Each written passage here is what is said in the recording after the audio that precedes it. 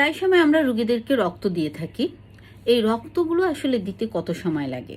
আমরা আসলে রক্ত নানাভাবে দিয়ে থাকি। মেন রক্ত যেটা সেটা হচ্ছে ফ্রেশ ব্লাড, যে আমরা ডোনারের কাছ থেকে নিলাম এবং আমরা যে রুগী তাকে যখন রক্ত দিই, এই রক্তটা আসলে দিতে সময় লাগে প্রায় 4 ঘন্টা। তো বিভিন্ন কারণে রুগীরা দেখা যাচ্ছে তাড়াহুড়া করতে থাকে, চলে যেতে হবে। এসব তাড়াহুড়ার কারণে রুগীদের রক্তটা যদি খুব দ্রুত যায়, তাহলে অনেক সময় রক্তের জন্য রিয়াকশন হয়। আবার এটাও ঠিক, কিছু কিছু ক্ষেত্রে আমরা কিন্তু রক্ত অনেক তাড়াতাড়িও দিয়ে থাকি। ধরুন যে যাদের হচ্ছে রোড ট্রাফিক অ্যাক্সিডেন্ট হয়েছে, রক্তপাত হয়ে বডি থেকে রক্ত চলে যাচ্ছে, তাদেরকে যখন আমরা রক্ত দিই তখন কিন্তু আমরা খুব র্যাপিড দিই। কারণ কি, আমাদের বডিতে যারা অ্যাডাল্ট সাইজে তাদের 5 লিটার রক্ত থাকে এবং কোনো কারণে রক্তপাত হলে সেখান থেকে রক্তের যে রক্ত তার ভলিউম কমে। এই জন্য আমরা র্যাপিড ব্লাড কিন্তু তাও দিতে পারি। কিন্তু যে মানুষটার হচ্ছে রক্তপাত বা ইমিডিয়েট কোনো অ্যাক্টিভ ব্লিডিং নাই, কিন্তু তাকে আমাদের রক্ত দিতে হচ্ছে কারণ তার রক্তে হিমোগ্লোবিন কম এবং এই উপকরণগুলো কম থাকার জন্য তার কিন্তু ভলিউম কম নাই।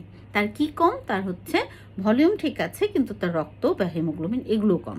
তখন যখন আমরা রক্ত দিচ্ছি এবং সেটা যদি দ্রুত হারে দিই, তাহলে কিন্তু ভলিউম ওভারলোড হয়।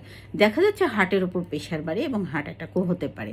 অনেক রিয়াকশনের পাশাপাশি এটাও হতে পারে। সুতরাং রোগীদেরকে আমরা বলবো যে যখন আমরা রক্ত নিচ্ছি ডে কেস বেসিসে, বিশেষ করে আমার ক্যান্সার রোগীরা হচ্ছে কি, তাদের কিন্তু রক্ত কম হচ্ছে কিন্তু ভলিউম কম হচ্ছে না, যার জন্য তাদের রক্তটা খুব স্লোলি নিতে হবে এবং প্রায় 4 ঘন্টা ধরে এটা আমরা আস্তে আস্তে দিই।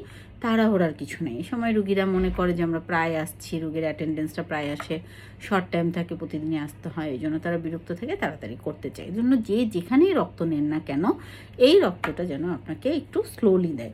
আবার কিছু রক্ত আছে, ভুল বুঝবে না, ফ্রেশ ফ্রোজেন প্লাজমা আমরা দিই, কিছু আমরা ক্রায়োপিসি, আমরা কিছু আছে যে ফ্যাক্টরগুলো, ক্লটিং ফ্যাক্টরগুলো ভাগ ভাগ করে দিই।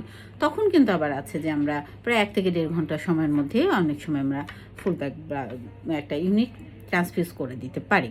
তাহলে রক্ত ট্রান্সফিউশনের জন্য যতগুলো সমস্যা আছে এগুলো তো আছেই, সাথে আমাদের যে মেন সমস্যা, সময়টার দিকে একটু তাকাতে হবে, স্লোলি দেয়। ধন্যবাদ।